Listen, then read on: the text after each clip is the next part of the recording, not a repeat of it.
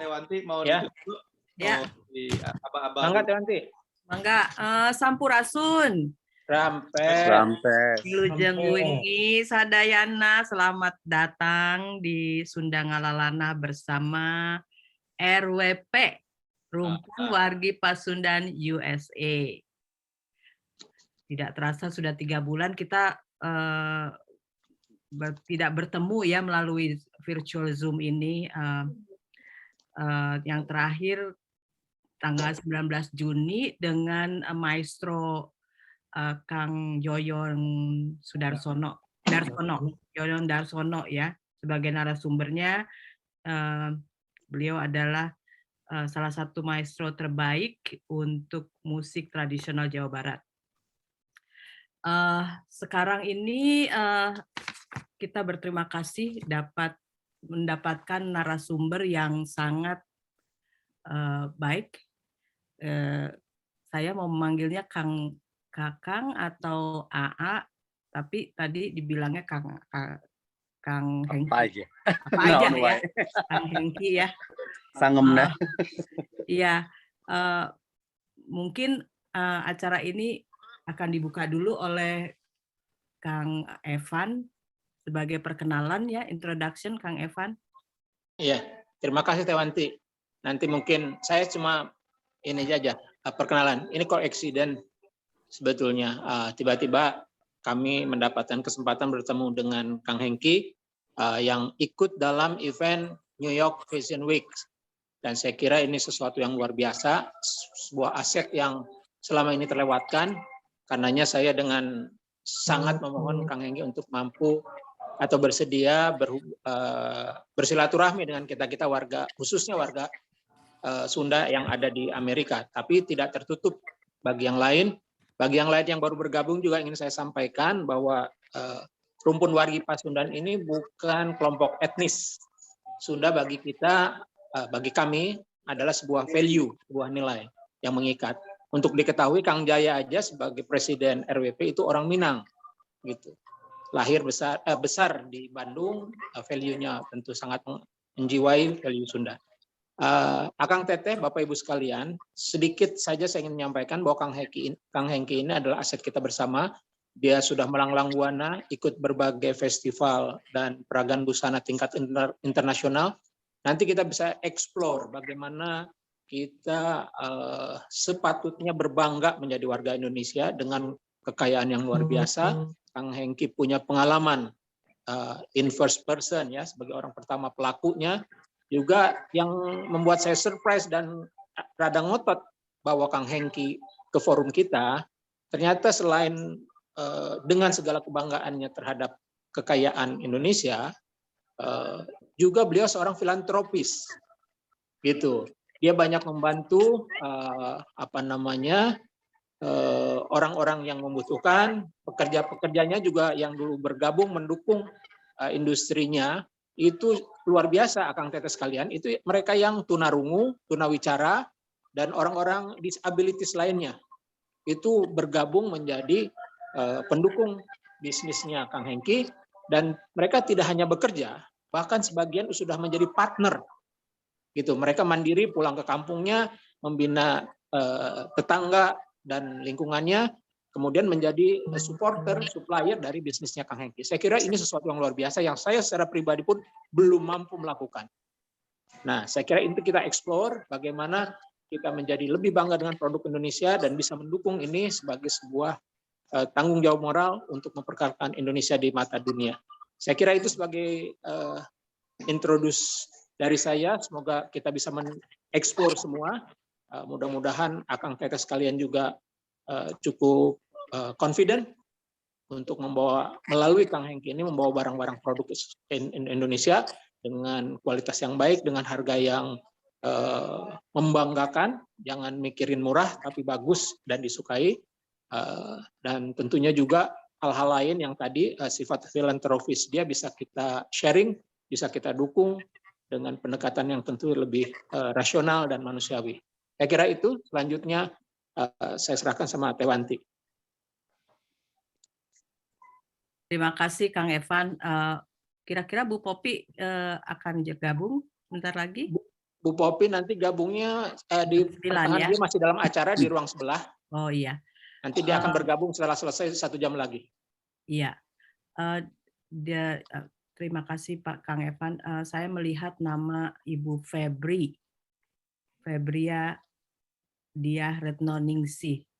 Ya Kang Evan ya. Ada di sini. Iya, selamat malam Bu Wanti. Selamat Ya. malam Bapak Ibu sekalian. Assalamualaikum warahmatullahi wabarakatuh. Mohon maaf saya belum bisa nyalakan video karena saya masih tugas menemani tamu. Tapi terima kasih sekali kepada Pak Jaya dan rekan-rekan di Rumpun Warga Pasundan dan juga ke Pak Hengki yang sudah mau meluangkan waktu ber-sharing pengalaman dan tips-tips yang mungkin nanti menyemangati teman-teman di sini untuk bawa produk dari Indonesia. Itu saja mungkin dari saya. Terima kasih Bu Febri, selamat Terima kasih datang. Bu Febri. Ya, Bu Febri ini newcomer. Selamat datang Iya. Bu Febri, nanti kapan-kapan kita ketemu ya. Siap Ibu, dan iya saya mohon dukungan Bapak Ibu sekalian untuk pelaksanaan tugas kami dan ya mohon jangan segan-segan untuk menghubungi kami jika ada kegiatan atau acara yang memang memerlukan dukungan dari kami. Gitu Bu. Siap Ibu.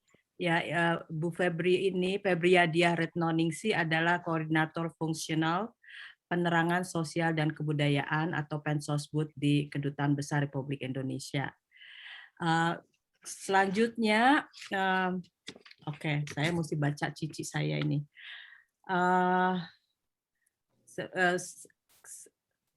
AA Hengki Kaliwara, AA Hengki Kawilarang itu salah satu desainer top Indonesia yang karya-karyanya sekarang sudah mendunia, ya Kang. Alhamdulillah. Alhamdulillah. Kita juga bangga dengan dengan bergabungnya Kang Hengki di Zoom Virtual RWP ini. Jadi kita juga bisa bertanya-tanya tentang pengalaman Kang Hengki sebagai salah satu desainer Indonesia. Lalu sebenarnya saya mau memperlihatkan karya-karyanya kepada pemirsa, tapi Kang Hilman ini sedang off dulu menjemput anaknya. Iya. Jadi kita lanjut aja ke pertanyaan yang lain. Nah, tadi kan Kang Hengki udah menyebutkan kenapa last name-nya itu Kawilarang ya. Tadi sudah dijelaskan, tadi gimana? Boleh diulang nggak? Kan jadi kenapa bisa jadi Kawilarang, kenapa jadi ini dari Jawa Barat gitu. Oke, pertama saya aturkan terima kasih kepada forum ini, kepada Bu Febri, Kang Evan, Bu Wanti, semua yang di sini yang tidak bisa saya sebutkan satu persatu. Papa saya orang Manado keturunan Chinese yang bersekolah di Solo, bertemu ibu saya yang keturunan Sunda Jawa. Lalu ketika setelah menikah mereka tinggal di Bandung sejak tahun 1969 atau 70 saya lupa ya. Jadi 4 anaknya pria semua termasuk saya adalah kelahiran Bandung. Asli orang Bandung. Jadi tiap hari bahasa Sunda nyari osna. Gitu kan, gitu dari yang kasar sampai yang lembut, sia-sia aing-aing, orang-orang maneh-maneh, abdi-abdi, anjen-anjen. Gitu kan. Jadi sebenarnya budaya Sunda udah menjadi makanan sehari-hari saya dari kecil, ya kan. Istilahnya saya disebut kambing sama teman-teman saya kalau waktu saya sekolah di Amerika karena makannya lalap, sambel, udah sama nasi udah cukup, gitu kan. Nah, intinya saya merasa walaupun saya orang Indonesia tapi intinya saya merasa orang Sunda, ya kan. Walaupun seringkali saya mendapatkan penolakan ketika saya bekerja sama dengan beberapa pemerintah daerah atau bukan provinsi daerah ya, setingkat kabupaten dan sejenisnya karena mungkin saya tidak merepresentasikan namanya orang Sunda. Tapi menurut saya sebagai bangsa Indonesia saya punya hak untuk mempromosikan nilai budaya Indonesia kemanapun, dimanapun, kapanpun. Nah, tapi untuk mendapat support itu sangat disayangkan, tidak pernah terjadi dan susah sekali. Tapi it's okay with dengan biaya sendiri pun saya mencoba untuk mempromosikan budaya Indonesia. Salah satu adalah budaya Sunda atau Priangan atau disebut dengan Prianja, Preanger atau ya orang-orang Eropa sana bilang. Saya sangat adore sekali dengan Jawa Barat khususnya, di mana saya dilahirkan. Saya memperkenalkan pertama kali kain sutra Garut, tenun Garut. Di show tunggal pertama saya 2009 di Nika Hotel Jakarta. Udah ada surat-sutranya, sudah ada itu? Sudah ada. Saya bekerja sama dengan pengrajin di Samarang, sana. Soan ke bupatinya, terdidenge, dibukakan pantogen te. Dan anak saya biasanya punya. Nah, tapi saya berusaha. Saya bekerja sama dengan mereka menciptakan satu kain, bukan kain, mau warna. Kan warna bisa warna-warna terang tuh ya. Saya bikin warna-warna di abu-abu yang istilahnya gimana caranya biar orang di Jakarta pun mau beli, mau pakai gitu kan. Nah, saya membuat sekitar 48 koleksi busana yang tidak murah dan saya mencoba membuat show di sana. Jakarta dan alhamdulillah sold out. Semua nanya kain apa ini. Booming lah di situ mulai tenun ATBM Sutra Garutan. Lalu saya pernah membawa ke New York event New York Fashion Week di show di KJRI. Waktu itu saya membawa bordir khas Tasik. Jadi saya sering tahun berapa, Kang? Berapa? Tahun 2018 kalau nggak salah, belum lama 2018. Ya. Nanti ada share yang warna-warna pink itu saya show mencoba bekerjasama dengan beberapa pengrajin body di Kawalu. Lalu saya memberikan juga seminar-seminar yang disupport oleh BI ya, Bank Indonesia beberapa kali. Bagaimana cara membuat bordir yang cepat, inovatif, kreatif, berdaya jual tinggi, berdaya pakai tinggi, adorable, affordable, and wearable. Jadi kadang-kadang gini, mereka ngebordir seminggu, hasilnya cuma dijual 200.000. Bagaimana dapur bisa ngebul? Akhirnya saya membuat kelompok kerja. Saya menciptakan mungkin 20 motif yang dikerjakan oleh 20 orang, tidak mengurangi keindahan kan. Akhirnya saya membuat kelompok kerja sebanyak 20 orang pembordir yang masing-masing di rumahnya mengerjakan 20 motif berbeda yang saya gambar. Saya sarankan dengan detail-detail dan A sampai Z-nya. Lalu ketika motif itu selesai, saya gabungkan menjadi sebuah gaun untuk karya untuk pakaian saya. Lalu saya ada salah satu kelas payet disabilitas tunarungu dan tunawicara yang saya melakukan kursus ya kan, memakai biaya sendiri pun waktu itu. Dan saya ciptakan satu kreasi busana yang saya bawa ke New York. Dan berulang kali secara menyedihkan saya soal ke beberapa bupati ataupun pemerintah daerah untuk mensupport setidaknya tiket saya untuk pergilah, ya kan. Untuk bayar show aja $8.000 harus keluar uang sendiri, belum model, belum perjalanan, produksi. Sangat disayangkan. I bring Indonesian name actually, right? Jadi saya membawa nama Indonesia, bukan Hengki Kawilarang Afrika atau Hengki Kawilarang Amerika.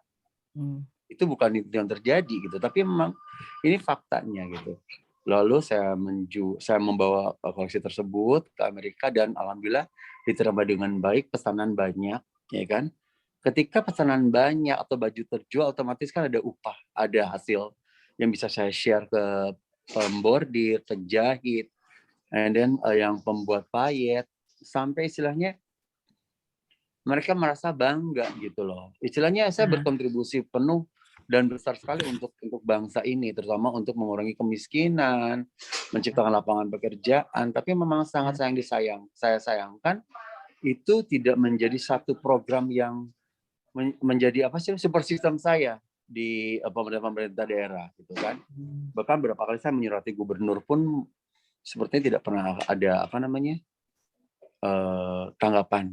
Atau nggak usah deh, saya membuat karya yang bercerita tentang satu daerah, saya tag ke pemerintah daerahnya, even dia nge-like ataupun mungkin memberikan jangankan komen ya, like pun enggak gitu loh. Makanya saya pikir mau dibawa kemana sih sebenarnya, ya kan? Mungkin it takes time ya, Kang Hengki ya.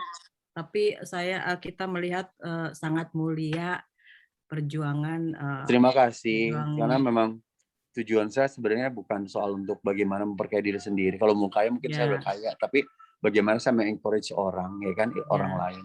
Jadi benar. gini, saya tuh dari dulu ingin mendirikan namanya HK Foundation, sebuah yayasan non laba yang intinya ingin memberikan sebuah kelas pelajaran keterampilan, mau memasak, menjahit, membuat payet, whatever, handicraft, aksesoris, Ya, kepada mungkin saya pernah lakukan kepada tunawisma dan tunawicara dan tunarunggu ya. ya.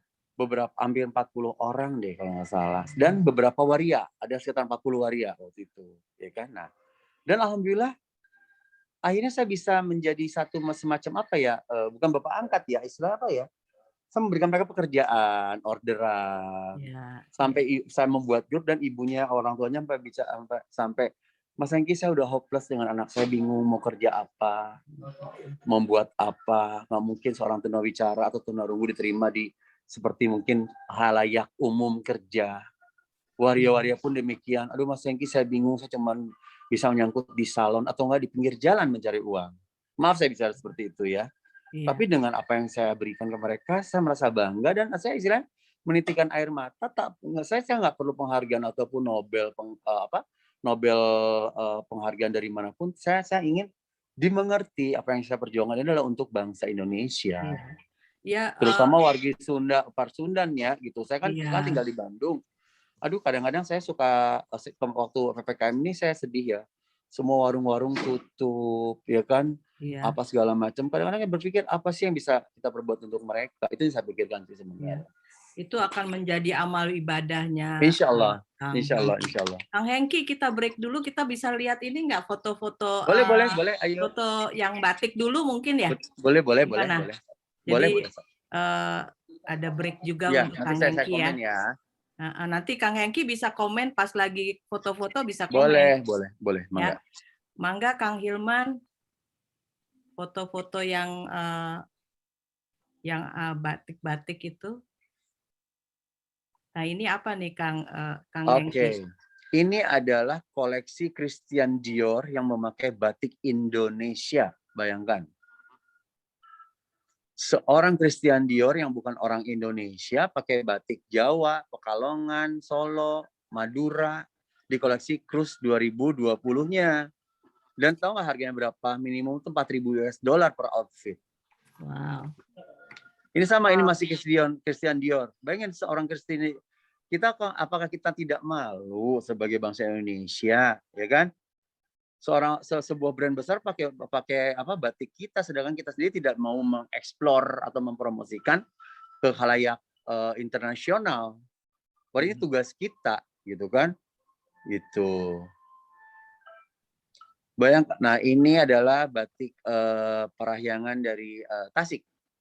Ini bagus banget ya.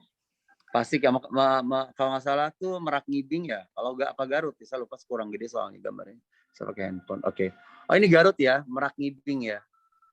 Ini Garutan ini. motif modern ya, Kang Hengki? Oh enggak. Ini motif klasik justru. Ini saya lihat dari literatur ya. Ini motif klasik, ini merak ciri khas motif di Indonesia juga ya. Tapi dan ini benar-benar handmade benar, motifnya kalau di zoom detailnya lihat banget. Aduh. Ini nggak ada pengaruh Cina ya? Jadi nanti setelah ini saya akan bahas tentang apa sih namanya relatednya batik Indonesia dengan bangsa asing gitu loh, budaya asing gitu loh. Iya. Ini lereng, orang Sunda bilang ya, lereng ya.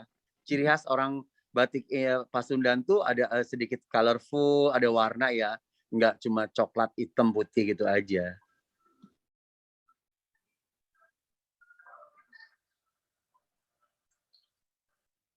Nah, ini ada yang tahu nggak batik apa ini? Coba. Megamendung. Megamendung. Nah, nanti saya cerita nih, Megamendung tuh relatednya apa dengan bangsa Cina. Oke, cantik. Oke, cantik ya warnanya ya. Gradasi. Ini kalau, nah ini tadi masih Christian Dior ini ya. Bayangin ini Dior ini dijual $5.000 loh ini jaket ini. Itu siapa yang bawa ke Christian Dior ya batik Indonesia? Nah, nanti saya cerita, makanya setelah ini saya cerita. Jadi gini, saya potong nggak apa-apa ya sambil cerita ya. Iya. Jadi gini. Jadi memang kebetulan di Christian Dior itu ada namanya Samudra Hartanto, itu teman saya pernah kenal dia. Salah satu mungkin bekerja sebagai desainer di rumah mode Christian Dior. Mungkin dia pernah Indonesia segala macam. Dan intinya intinya kita harus bangga bahwa kita harus bangga dan malu. Bangganya bahwa lihat dong, sekelas Dior pun memakai batik untuk koleksinya. Kadang-kadang kita orang Indonesia malu ya pakai baju batik kan siga kolot, siga aki-aki, bener nggak? Siga bapak-bapak, siga ibu-ibu. Padahal tuh dibikin sesuatu yang keren jadi keren kan? Ini trench coat kan, tuh bagus gitu. Tapi malunya adalah kenapa harus Dior? Kenapa nggak kita orang Bandung atau desainer Indonesia atau desainer Jawa Barat atau whatever yang bisa memperkenalkan ini ke kancah internasional? Bayangkan ketika misal saya disupport pemerintah atau siapapun membuat koleksi ini, bekerja sama dengan sekelompok pembatik dimanapun di Indonesia atau Jawa Barat, Tasik, Garut, ataupun di Cirebon, wherever, ketika show, dibukalah trade expo-nya, ya kan, ada pop, apa nih, istilahnya apa, dibilangnya apa ya, pop-up store-nya selama sebulan di New York atau Paris atau London, dan diundanglah buyers, diadakan forum, apa namanya, trade untuk perdagangan di situ. Alangkah berapa banyak order yang datang ke saya dan akhir saya lempar ke pengrajin, ke penjahit, garment, yang diuntungkan siapa semua pihak menurut saya sih. Itu yang menurut saya yang bisa saya sampaikan ya.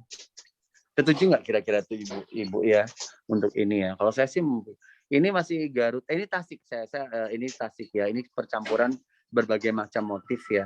Mungkin kalau di Jawa di Solo disebut dengan motif sekar jagat, di Bandung di Tasik saya lupa namanya apa. Tapi percampuran berbagai macam motif, ini ada bunga ya, ada lereng ya kan tuh, macam-macam di sini. Cantik ya warnanya ini, saya suka sekali. Ini sama ini lereng juga tuh ya, lereng Garutan ya. Kalau Jawa bilang parang. Bedanya Jawa dengan Sunda? Oke, kalau Jawa, Sunda tuh lebih gini, Sunda tuh lebih playful. Light. Iya. Ya, lebih beragam, bermain warna, ya kan tuh, Merak Ngibing Garut ya. Terus kalau Jawa mungkin lebih ke earth color, lebih ke mungkin sogan atau hitam putih seperti Jogja. Tapi ada juga yang colorful. Jadi sebenarnya batik is universal, dalam arti kata lebih global Indonesia, lebih dipunyai oleh orang Indonesia tuh memang beragam, bermacam-macam bentuk, warna, ya kan, tekstur, kain dan sebagaimana. Nah ini Dior, ini Christian Dior, bayangin nih. Ini saya lihat pegang sendiri kemarin di New York di butiknya 5.000 nih gaun yang tali satu ini. 5.000 US dollar. Don't you think itu bisa menghidupi berapa kampung di Indonesia? Iya, mereka jual nama aja sih ya. Ya that's why, tapi mereka bangga memakai batik ini, Iya. dan akhirnya seharusnya kita yang ada di forum di media ini, betul nggak? Iya. Gitu. Oke, ini batik Cirebon ya. Modifikasi dari motif Megamendung. Ini masih Cirebon.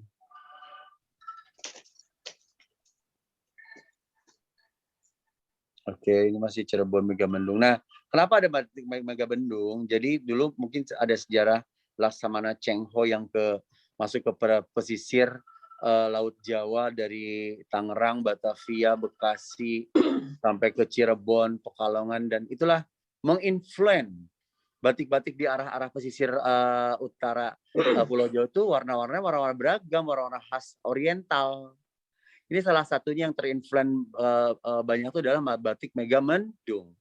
Motif Megamendung ini bisa kita dapat di beberapa baju-baju koleksi dinasti-dinasti di Cina sana. Ya kan tuh, menginfluence sekali ya, sangat-sangat gitu loh. Kenapa namanya Megamendung ya?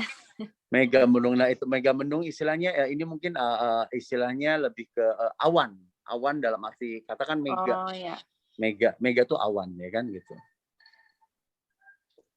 Jadi kalau di detail tuh ini gradasi itu dalamnya, ini bergradasi dari putih, pink, hijau, merah tuh itu sangat susah dia. Tekniknya benar-benar sangat rumit sekali. Dan tahu nggak ini berapa harganya? Cuma yang cap ini cuma 380.000, dikerjakan seminggu cuma bisa menghasilkan cuma 4 biji. Kali 4 cuma 750.000, berarti cuma 1.500.000 dibeli dari pengrajin. Belum kainnya, belum pencelepnya, waktu segala macam. Makanya kadang-kadang saya sedih ya, maksudnya kadang-kadang kita orang Indonesia bisa beli Michael Kors ataupun mungkin Gucci whatever dengan harga tinggi, tapi membeli produk sendiri dengan harga yang ini pun masih nawar-nawar pembatik. Oh kurangin dong, kurangin. Harusnya mah nambahin atau ulah ngurangan. Betul nggak? Ibu tadi tanya mending nama mun ka tukang sayur di pasar, tukang batik teh ulah ngenawis karunya. Kayak ke supermarket, kalau lebet ke mana Pak? Supermarket tahu teh. Bayar. Kalau teh main nyanda kue teh dietang-etang bayar gesek. Ayo ka pengrajin ini ibu kurangan. Karunya aja kudu nambahan apanya? Bener tuh? Nah, Kang Jaya punya bajunya tuh. Ini baju apa nih Kang yang gini? Mega Ini Mega Bendung, Kang. Bendungnya. Ini jersey. Jadi sebenarnya setiap saya show di mana-mana teh permintaan tuh banyak sekali, Kang. Tapi kadang-kadang ya saya juga manusia punya batas ya, maksudnya permodalan segala macam ini itu pun saya sendiri. Kadang-kadang ya udah sedih aja kalau nggak ada yang support teh, gitu kan. Padahal ini membawa nama bangsa, meningkatkan taraf hidup pengrajin di daerah ya. Akhirnya saya order kan bahannya batiknya, ya kan? Gitu. Tadi yang di Dior jual itu bahannya dari Indonesia. Indonesia, dia memesan khusus di Pekalongan. Oh, gitu ya. Tapi dengan ada tulisan Diornya, ditulis sama pembatiknya Dior, Christian Dior. How adorable, ya kan? Bagian keren banget kan Pak Kang ya, gitu loh. Aduh, Saya tuh bagus. berharap mungkin suatu hari bisa membawa lebih banyak teman-teman desainer atau pengrajin ataupun artisan Indonesia khususnya Jawa Barat ke kancah internasional. Tapi it's not about just showcase. It's making a trading. Jadi memang membuat bisnis gitu kan. Harus gitu loh. ikutan ya bagian. Betul, dan semoga Kedutaan Besar Indonesia di Washington DC bisa menjadi fasilitator, ya kan, jadi hosting, ya kan. How proud we are gitu loh, ya kan. Itu Bu Febri tuh. Bu Febri di Ciwit mau support mah. Tinggal rek di ontrok kayak itu kakak DC-nya Pak Evan anjir Pak Evan saya rek nyetir di Imah di North Carolina kali itu 5 jam tuh naon. Rek ontrok Bu Febri. Coba aja Pak Hengki ketemu Ibu Dubesnya kan rada dandan orangnya modis. Iya, Ibu itu Bu Tugek kan sih? Bu Tugek ya. Bu Tugek itu saya kenal baik. Iya, Bu Tugek, iya. Betul. Iya, siap Pak Hengki, silahkan kontak saya. Nanti jadwalnya kita minum teh ya, makan pisang goreng, kita ngeteh bareng ngobrol ya. Dan jangan salah, Kang Hengki ini jago masak. Siapa yang mau host? Nah, insya Allah sih sama tante sayang di North Carolina mau buka restoran, insya Allah. Iya benar, masakannya enak itu sih Kang. Aduh, Teh Ipon Teh Ipon pernah ini nanti kita ngumpul-ngumpul ya, insya Allah buka restoran di Klaten ya kan, di Klaten Amerika. Jangan Ya Mas Hengki, silahkan kalau mau ada ini loh program-program dengan KBRI, waduh kita senang sekali. Iya, ini sekarang Pak Evan kita omongin aja di sini. Jadi gini sebenarnya, saya tuh punya program. Sebelum ini saya ini dulu Kang. Kang ya, Ibu sekalian, saya agak berisik. Saya ingin mengintroduce dulu. Pertama, kita belum dengar welcome speech dari Kang Jaya ini sebetulnya sebagai yang punya Presiden RWP. Salam kenal Kang Jaya. Kang Jaya ini bukan hanya Presiden RWP Kang Hengki, dia itu salah satu dari sedikit pengusaha Indonesia yang sukses di Amerika. Kudu berguru kasuhu iya mah. Nah, bukan hanya berguru, minta dimodalan. Jadi kia orang Sunda rasa Minang, orang rasa Sunda iya mah teh. Jadi asa rendang dicocol ku sambal dadak, sambal tarasi. Nah, itu pertama saya kira itu yang kita nanti akan dengar, mungkin nanti closingnya sama Kang Jaya ya, welcome speech sekaligus juga nanti rekomendasi. Yang kedua, tanggal 25 ini Kang Hengki mau show di Delaware. Ya, pertama tentu kalau Akang Teteh berkenan hadir sangat dinanti ya Kang Hengki ya di Delaware. Insya Allah. Yang kedua, dari Delaware ke DC kan dekat. Nah, siapa yang mau nyulik Kang Hengki nih dari Delaware dibawa ke DC? Siapa yang meng-host? Kita ngobrol bukan hanya boleh hayu tentang konsep idealisme. Kang Hengki ini juga kan seorang pebisnis gitu. Mungkin ada yang nyambung bisnisnya sekaligus. Allah, ya. Tadi sudah disampaikan promosi budayanya lah. itu sudah included di dalamnya, inherent. Nah, jadi kalau ada konsep-konsep yang bisa didukung, tentu saya kira akan sangat menolong banyak pihak. Itu yang saya ingin introduce. Barangkali Kang Hengki ada yang mau disampaikan tentang tawaran dukungan atau kerjasama Boleh. prospek bisnis gitu, silakan. Oke, jadi gini, saya selama ini saya membuka salah satu program kelas dulu tuh mungkin offline, ya kan. Saya mendatangi kota-kota Kendal, Semarang, Tasik untuk memberikan pelatihan-pelatihan semacam membuat payet, merangkai payet, aksesoris dan sebagainya. Lebih banyak ke payet sebenarnya. Jadi saya melakukan 2 hari kelas selama 8 jam kali 2 hari, ya kan. Nah, mostly sih kebanyakan sih yang ikut kelas adalah tunarunggu, tunawicara, atau mungkin anak-anak putus sekolah atau ibu-ibu rumah tangga yang nothing to do. Satu kelas itu terdiri dari 20-40 orang.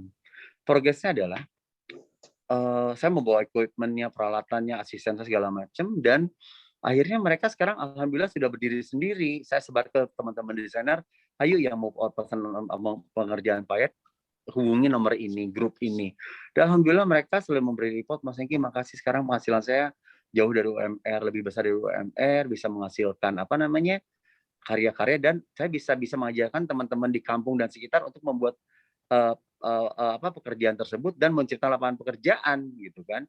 Nah, saya berpikir saya ingin mencari support dari teman-teman RWP di Amerika ini untuk istilahnya saya akan melakukan Zoom class setiap hari kepada beberapa teman, mau dari Amerika, mau dimanapun, untuk melakukan kegiatan ini, gitu kan.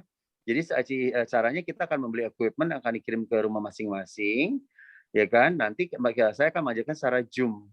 Dan insya Allah mungkin kalau memang bisa dikoordinasi dengan baik, mungkin akan menjadi satu opsi. Di mana sekarang kan virtual kelas lagi trending, ya kan, dan bisa berguna untuk orang banyak. Itu yang pertama. Jadi mereka bisa beli di awal. Betul, ya, satu itu. Yang kedua, rencananya ini teman-teman RWP ya, jika berkenan, saya tuh ingin membuat satu pegelaran priangan, judulnya, ya kan, di DC and di New York. Di DC saya pengen lebih formal karena kan memang pasti dihadiri oleh orang-orang yang formal, ya kan. Pegelaran mungkin 3-4 kabupaten, mungkin Cirebon, Tasik, Garut, Bandung, wherever, kita bawa angklung, kita bawa pengantin Sunda, Siger. Kemarin saya photoshoot pengantin Sunda Siger loh di Brooklyn Bridge, ya kan. Terus meniriwe di custom dibukaan Pak itu teh naon ieu bawa kan Sigernya, dipikir bawa emas gelondongan merenya ku custom teh. Saya jelasin, ieu teh Siger. Mau diperlihatkan Kang Hengki? Fotonya ya, mau sampai diperlihatkan? dibuka-bukain, padahal saya udah dikasih custom di Jakarta tuh, itu ya, boleh diperlihatkan nih. Tuh, how proud we are, ya kan, tuh, aduh, ieu teh sudah Siger tuh. Nu nganggo teh Miss USA. Oh. Harus coba bawa Kapan? Mojang Jakarta di Bandung ya, betul Pak Evannya. Tuh bayangin sampai di fotoan ku turis-turisnya di Brooklyn Bridge. Oh, karunya model temen nanti jejengkean make selop di di mana di Brooklyn Bridge ya teh. Ini kapan? Kemarin September tanggal 9 pepotoan 10 pepotoan teh. Untung panas ya. Coba udah kenal ya, saya padahal di sini di New York. Iya nggak apa-apa kan, tak kenal maka kata sayang, masih banyak panjang proyek kita, betul nggak? Silaturahim kita kan. Tuh. Aja penasaran nanti supaya bikin lagi.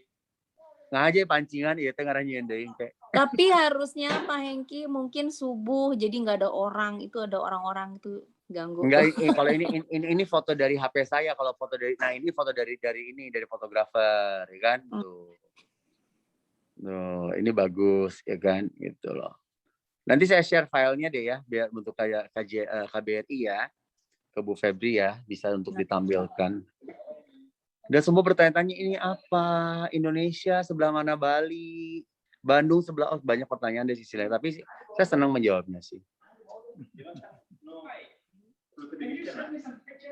Ini kalau Kang Hengki jualan ini kira-kira berapa ini? Sebenarnya gini loh, ini kalau dijual tuh ya mungkin kalau dalam rupiah tuh mungkin sekitar 2.000 sampai 3.000, ya kan? ya kan kalau jual ini tuh karena memang dikerjakan sampai 2 bulan payetannya itu ya oleh 2 kelompok kerja. Satu kelompok kerja itu bisa sampai 6 sampai 7 juta ya kan, kalau 2 bulan kan 14 juta, belum materialnya, bahan bakunya ya kan, tek-tek bengeknya gitu. Iya. Nah, yang kedua ada program saya tuh saya pengen yang saya bilang tadi, saya pengen membawa Priangan ke apa namanya saya kan pengen melakukan semacam pagelaran budaya dan fashion di DC nanti Februari itu, ya kan? Kebetulan Februari itu setiap Februari awal minggu pertama tuh ada namanya New York Fashion Week di New York. Itu ajang internasional memperkenalkan budaya kita, ya kan? Saya pengen membawa batik-batik, angklung, kebayang gitu maksudnya si model fashion runway model 48 baju tuh diiringi oleh angklung. Ya kan gitu loh. Maksudnya diliput oleh fashion people, fashion bloggers ya kan, fashion pairs ya kan. Tapi memang itu bukan biaya yang sedikit. Makanya saya pikir saya ingin soal dengan Pak Dubes ya kan, make it happen gitu kan. Mungkin bisa bekerja sama dengan pemerintah daerah Jawa Barat, beberapa kabupaten pemerintah kabupaten di Jawa Barat. Dan saya pikir ini bisa terjadi dan bisa membuat kita bisa berbuat sesuatu untuk Indonesia, memperkenalkan budaya ke internasional. Jangan saya sendiri aja, aduh dicangkel, capek, ya Pak Evan kumaha ya. Hubungin Pak Sandi, Pak Hengki, Pak Sandi Uno. Pak Sandi itu kan sangat dekat dengan saya, cuman kan silanya dia kan karena melanjutkan program-program mungkin dari kementerian yang lama ya kan, mungkin gitu kan, jadi mungkin agak lumayan busy, tapi mungkin jika kita bisa bareng-bareng duduk bareng-bareng gitu kan melalui Zoom meeting whatever, mungkin saya pikir kita bisa melakukan ini dengan sangat-sangat profesional dan baik gitu kan, bisa membuat pop-up store di New York dan akhirnya datangnya orang-orang di New York fashion people dan buyers. Saya sih maunya buyers yang datang gitu kan, gitu. Ya, make it happen aja Kang Hengki, kita Bismillah bersedia sih, ya saya pikir ya. RWP di sini. Terus kita kepengen lihat desain batiknya Kang Hengki, foto-fotonya ada nggak ya Kang Hilman? Ada. Coba ibu siapa tadi, Ibu Desi? Hah? Ibu siapa tadi ya? Tolong ada foto, saya udah share foto ya. Bu Atau foto Wanti. koleksi batik saya ya. Bu Wanti. Bu Wanti. Bu Desi lagi. Kang Hilman, tolong. Kang Hilman, punten foto-foto desain batiknya tadi. Tapi batiknya Kang Hengki high end semua ya? Oh, justru gini loh. Gini, kita tuh ada membidik 2 kelas, high end and RTW, ready to wear, tuh kan? Kalau ready to wear berarti kan batik cap, ya kan?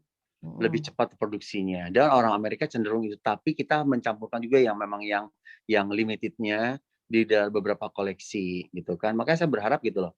Maaf ya, saya menyebut negara. Malaysia punya namanya butik Asiana. Asiana tuh ada di London, Paris, New York, Milan, Tokyo, ya kan, di fashion capital city. Mereka membuat toko sekitar 10 kali 20 meter yang bertepatan sebelahnya Hermes, sebelahnya LV, Gucci. Jadi kita dapat traffic gitu kan. Apa isinya? Isinya adalah desainer lokal Malaysia yang ada kurator. Bisa saya ditugaskan sebagai kurator. Saya memilih, oh desainer A, kamu bikin baju ini ya, seperti pasar seperti ini di New York. Untuk Paris ini, untuk diprogram dengan baik, di stok dengan baik, harganya reasonable, bersaing, ada kipas, ada lukisan, tapi dibuat jangan seperti galeri tua. Maaf ya, zaman dulu kita ke Sarinah jangan bikin seperti pengen bikin modern, seperti kita masuk ke Bergdorf, kita masuk ke Macy's, ya kan? Bikin seperti itu. Dan kenapa? Ketika produk kita diterima dengan baik di mancanegara, otomatis kan kita memberikan order kepada pengrajin. Desainer tersebut pun mendapatkan kehidupan, gitu. Penghasilan, ya kan. Nah, ini salah satu batik juga diolah oleh desainer New York namanya Ulla Johnson. Nah, tuh, ini batik yang diolah oleh Ulla Johnson di New York Fashion Week. Tuh, ya kan? Coba next. Tuh, next lagi ada yang coklat. Nah, Tuh, ya kan? Tahu kan ini batik, next lagi. Tuh. Semuanya batik katun. Next lagi. Oke. Nah, ini beberapa yang diolah. Ya jadi memang New Yorkers banget ya. Jadi memang batik ini diolah menjadi satu sesuatu yang modern yang nggak biasa, yang nggak jadi kolot. Kan biasanya pakai batik ibu-ibu bapak, ini enggak. Gitu. Saya berharap mungkin next para batik Pasundan, batik Priangan bisa showcase di Amerika. Itu harapan saya. Jadi Kang Hengki nggak bawa batik ya? Oh, bawa. Nah, kali ini kemarin saya disponsori oleh batik benang bintik dari Borneo, Kalimantan Tengah. Kemarin saya show itu dan akan saya showcase juga di Delaware beberapanya. Tapi saya juga bawa koleksi bertema katumbiri atau dalam bahasa Sunda pelangi ya, katumbiri itu. Tapi saya print karena saya waktu itu saya buru-buru nggak sempat bertemu pembatik, saya print digital print temanya pelangi Pasundan katumbiri. Saya akan showkan di Delaware nanti. Saya harap mungkin ibu-ibu bapak bisa hadir di Delaware, nanti saya share ya ke Pak Evan itu flyer undangannya Pak Evan ya. Hari Sabtu ini. Foto-fotonya belum ada yang bisa di-share ya. Foto-foto yang untuk ini kalau yang kemarin yang saya show udah ada bisa di-share ya. Nanti saya bisa lihat di Instagram saya. Tapi kalau untuk yang nanti show belum bisa saya share. Nanti orang nggak surprise ya. Gitu. Jadi Kang Hengki saya lihat Kang Hengki ini proudly Priangan ya. Ya, insya Allah saya proud Indonesia, tapi memang why don't, karena kelahiran saya dari Bandung, saya juga harus mencoba memperkenalkan Bandung ya kan ke mancanegara gitu loh. Iya. Tapi rancangan-rancangannya Kang Hengki juga jadi akan datang tuh akan juga dipengaruhi oleh Nusantara ya. Iya betul selalu ya kan. Ya. Terus selalu. Kita mau mendengar nih apa sih inovatif yang besar-besaran yang telah dilakukan oleh Kang Hengki ini. Katanya ada juga baju muslim nih. Apa tuh ceritanya ya? Jadi gini, klien saya nggak cuma kebaya, nggak cuma pengantin, nggak cuma baju untuk standar internasional, tapi juga tetap ada banyak klien-klien muslim atau muslimah atau hijabers yang menuntut, ayo dong bikin ini seperti ini. Salah satunya adalah ini. Saya mau membuat presentasi di Hong Kong Fashion Week dengan batik batik Megabendung ya kan, ke dalam busana muslim. Ini mendapat animo yang luar biasa sih, alhamdulillah ya. Saya waktu itu bekerja sama dengan Batik Trusmi.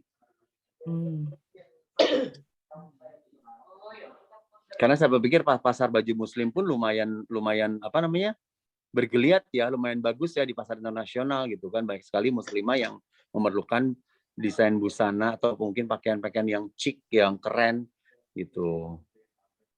Bawa berapa rancangan Kang Hengki di waktu itu sekitar 24 ya kalau. Lumayan overweight-nya, Bu. Lumayan bawa krunya, sewa tempatnya dulu. Sebenarnya lumayan, tapi saya tidak berpikir itu. Yang penting bagaimana saya bisa berbuat sesuatu untuk bangsa ini. Tapi jadi animonya masyarakat di New York itu buyersnya bagus melihat ini? Bagus, ada 3 segmented. Pertama adalah luxury butik ya, yang memesan terbatas, berani membayar mahal asal tidak dijual ke orang lain. Yang kedua adalah middle to high end ya, jadi mungkin ready to wear deluxe. Yang ketiga sekelas department store yang hanya ingin memesan harga 30 sampai $50 tapi dengan ribuan piece. Nah, maka saya pikir ini baru saya sendiri. Bagaimana mungkin 10 desainer, 20 desainer, berapa banyak oplah ataupun mungkin order yang masuk, dan akhirnya mungkin bisa difasilitasi oleh kedubes Indonesia di sini, ya kan? Ini adalah komoditi loh sebenarnya gitu kan. Iya. Jadi berhasil dong Kang Hengki ya membawa misinya. Insya Allah. Itu. Bagus nih ini. Bagus. Iya ini bagus. Boleh interuption sebentar nanti? Ya, silakan. Ini Bu Popi udah siap hadir. Bu Popi udah ada di sini. Ya Bu Popi sebentar mungkin bisa. Selamat datang Bu Popi. Selamat datang Bu Popi. Wilujeng Wilujeng Wongi. ya ini hatur nuhun pisan Kak. Ini luar biasa nih. Bu Popi mau memberikan sedikit sambutan untuk Kang Hengki untuk acara kita. Sunda mana? Ya hatur nuhun parantos nampi salah satu desa kondang kita ya Hengki Kawilarang itu adalah aset kita ya, aset luar biasa, produk karya-karyanya sudah mendunia dan kita patut berbangga di tengah kesibukan beliau mau meluangkan waktu untuk kita ya rumpun wargi Pasundan di Amerika Serikat. Mudah-mudahan karya-karya beliau bisa menjadi pilihan kita-kita semuanya yang ada di Washington DC, di Maryland, di Virginia, dan juga mari kita dukung acara yang akan diselenggarakan oleh salah satu komunitas di Delaware ya tanggal 25 ya 25 karya-karyanya yang ingin ingin memiliki karya beliau silahkan kontak dan dukung hadir di acara tersebut karena karya beliau itu membawa nama baik Indonesia ya di sini. Kita tentu patut bangga. Dan banyak program-program lainnya, salah satunya adalah kegiatan untuk berbagi bagi yang membutuhkan ya, apakah dalam bentuk untuk memberikan skill keterampilan. Jadi Kang Hengki ini menawarkan kemampuan bagaimana seseorang bisa untuk memayat. Nah itu juga dukung ya, karena itu adalah CSR-nya, filantropisnya beliau yang mudah-mudahan anggota dari rumpun wargi Pasundan bisa untuk mendukung program tersebut. Jadi sekali lagi selamat ya kepada rumpun wargi Pasundan yang telah mendukung, yang telah berinisiatif untuk menghadirkan beliau dan berbagi pengalaman, belajar dari beliau yang sudah pengalamannya banyak. Mungkin demikian ya. Hatur nuhun Bu Popi. Ya. Terima kasih Bu Popi. Ya, ada lagi foto-foto yang bisa di-share Kang Hilman? Kalau nggak ada, kita tanya-tanya lagi. Kang Hengki ini udah berapa lama ya berkecimpung di fashion ini? Saya tuh berkecimpung dari tahun 2001 sampai sempat bolak-balik sekolah ke Amerika, kemana-mana, tapi tetap ke Indonesia kembali kan. Ya. Jadi sih mungkin sekitar 20 tahunan ya, kurang lebih ya. Umur berapa mulainya? Aduh, saya kelihatan Mora.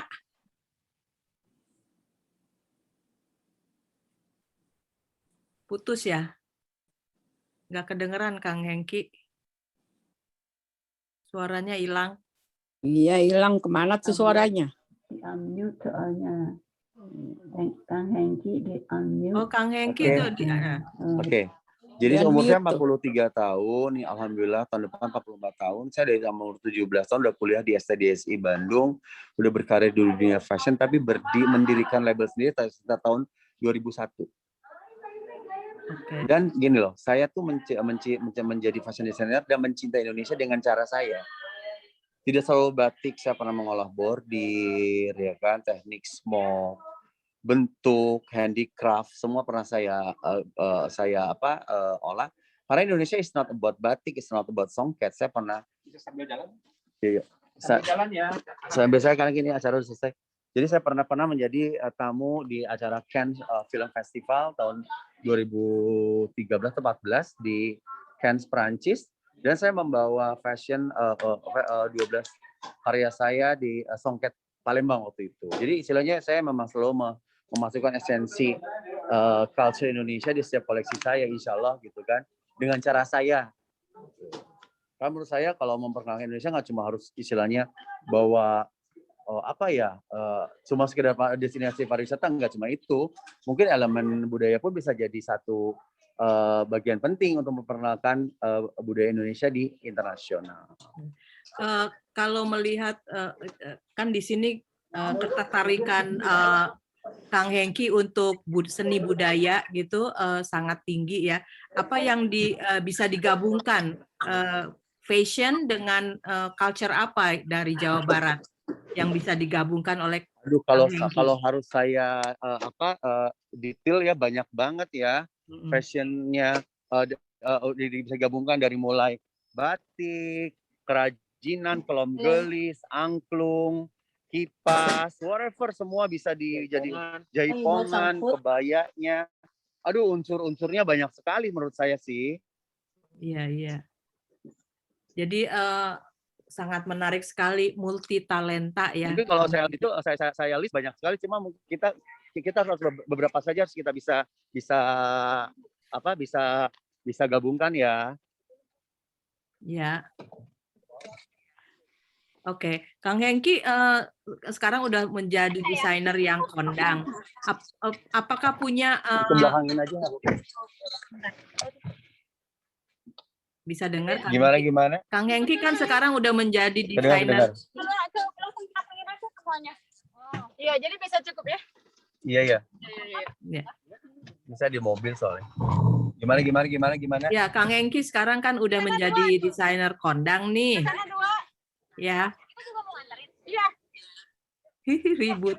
Iya. Ke sana 2, ke sini 2. Ya udah, pakai. Iya. Rame amat. Mungkin ke situ aja. Lagi Gak apa-apa, ini pembagian. soalnya selesai acaranya Gimana udah selesai ini? banget, udah hujan pula. Di sini Rame. hujan. Kayak di pasar baru. Kita mau ke sana. Iya, ini baru selesai kru-kru ya. Pembagian Oke, ini gimana, mobil ya. Saya dengerin.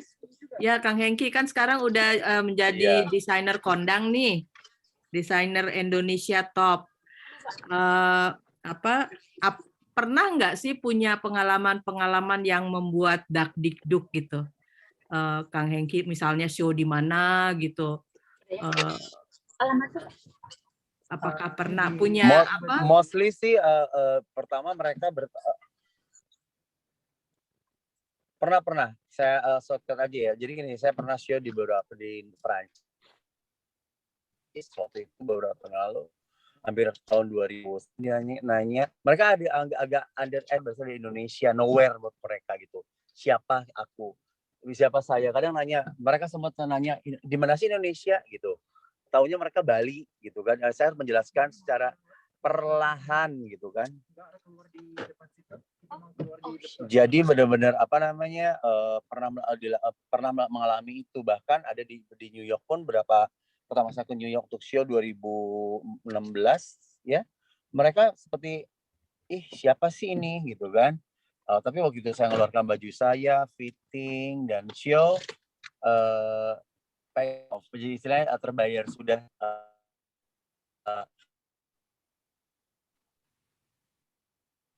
Ya, internet connection-nya kurang bagus mungkin ya. Sementara kita mendapatkan connection-nya lagi, Kang Hilman boleh share lagi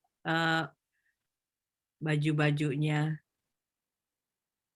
yang terutama baju-baju Muslim mungkin. Nah,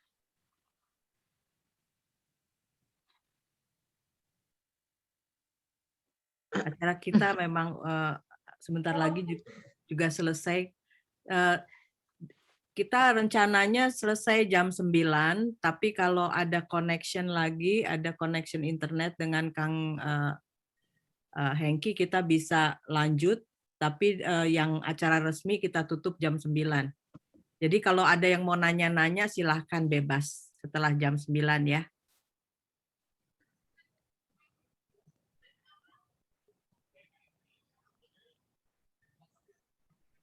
Terima kasih kembali Mbak Harti Susanto, Balis. Ada yang bertanya tuh Teh Wanti? Ya, tadi Kang Hengki belum tersambung ya? Coba aja dipanggil lagi. Nanti saya coba. Dia pakai mobil yang berbeda dengan saya. Iya, internet connection-nya nggak nyambung kayak. Iya, karena dia pakai nomor Indonesia. Iya. Kita menunggu Kang Hengki untuk kembali, tapi mungkin susah ya karena dia di dalam mobil. Bagaimana Kang Jaya? Apa kita sudahi acaranya dulu, lalu kalau ada koneksi tersambung kita lanjutkan atau gimana? Ada lagi nggak foto atau video? Ini fotonya sedang diperlihatkan. Ya, videonya ada lagi? Lihat itu dari mana? Dari Instagramnya Bang. Yang belum saya tanyakan jelas adalah siapa Kang Hengki ini adalah seorang mualaf. Dari situ dia setelah itu dia kayaknya dalam tanda kutip hijrah untuk mendesain baju-baju Muslim. Tapi itu belum saya tanyakan, jadinya sebenarnya saya kepengen tanyakan lebih lanjut ya. Tapi kalau mau melihat video-video beliau itu bisa di YouTube. Nah, ini sangat menarik sekali. Yang itu yang saya sangat suka juga ya. Jadi nanti waktu dia mungkin akan mengadakan sekali lagi yang dia mengharapkan kita mengadakan di DC, mungkin kita RWP bisa membantu ya dalam eventnya, karena kan ini ada event di belakangnya ada bisnis gitu lah. Kita dalam mengelola event aja itu ada suatu hal yang menarik ya, suatu hal yang bisa dijual gitu kan. Orang untuk datang ke event, kemudian membeli tiketnya, kemudian melihat performannya, di mana performannya sendiri yang tadi dia menyatakan akan membawa kebudayaan tentang Pasundan. Nah, ini kita lihat lagi videonya.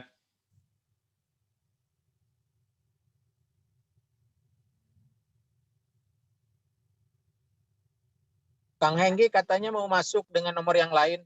Mohon ditunggu untuk closing. Kayak dibilang Dorce main itu nggak apa-apa lah. Akhirnya kliennya ibu-ibu semua kan. Yang main cantik kayak Dorce. Nah, Kang Hengki. Kan itu di YouTube, suara YouTube Kang Esan. Perkenalan ya. Diva lain. Ya akhirnya. Ini kayaknya desain Kang Hengki waktu sebelum hijrah deh. Hebat di Indonesia. Sekarang Hengki punya berapa brand?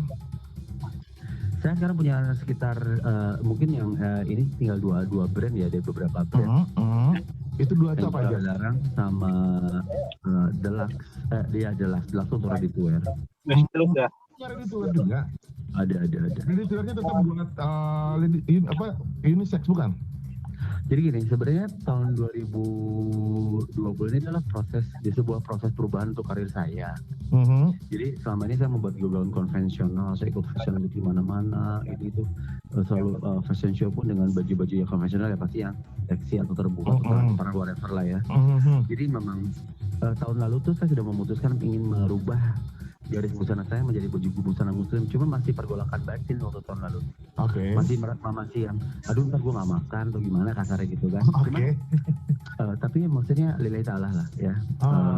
Setelah saya nggak bilang saya hijrah, tapi hidup lebih baik. Hidup ini apa akhirnya berdasarkan support dari teman-teman sahabat saya. Beda ya belok sama Serang. Cirebon atau siapa-siapa semuanya pada support. Berubah akhirnya. Saya coba tahun 2020 ini coba menjadi merubah konten ataupun lain busana saya menjadi busana Muslim, ready to wear dan memang untuk kultur atau eveningnya gitu. Nah, apa tuh satin food itu apa sih? Itu suatu yang nggak boleh.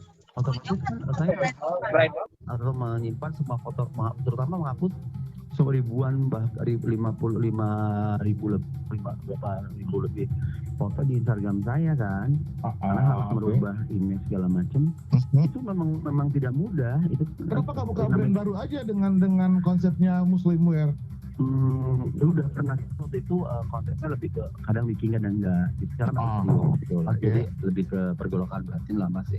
Akhirnya saya mencoba untuk kalau kita hijrah kan nggak cuma setengah-setengah, nggak cuma untuk karya tapi hidup kita juga kan Terus kita mulai mendalami agama dengan baik walaupun perlahan gitu kan. Oh iya, dengar-dengar kita mualaf ya. Iya, alhamdulillah akhirnya saya mau mencoba untuk menjalani Bulan Muslim ini. Jadi memang itu pergolakan batin selama 2 bulan. Saya menghapusin tiap hari 100-an foto sambil menitikan air mata gitu kan. Sayang banget itu. Padahal itu prestasi juga.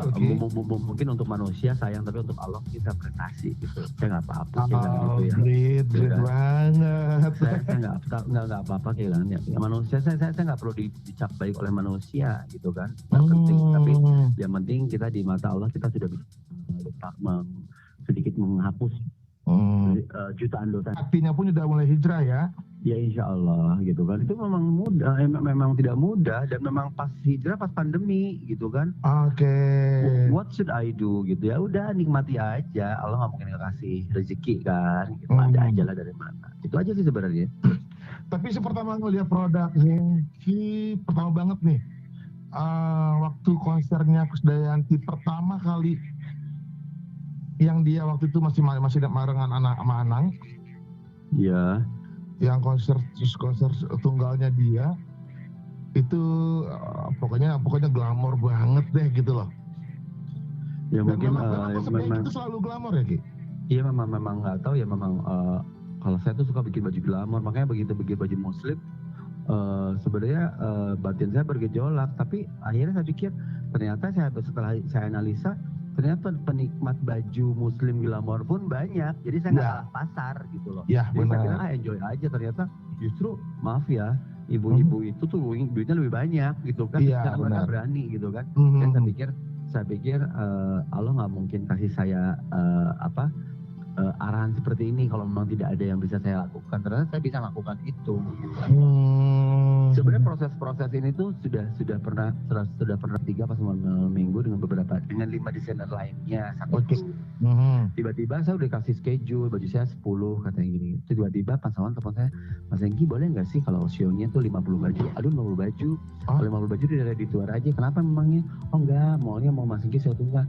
Itu oke, baju saya laku semua, itu rezekinya kan. Benar, gua karena kabar London belajar di Cito Marangoni. Saya ke New York belajar lagi, saya ambil online juga kemarin di di Anne van Furstenberg online designer class, namanya master class.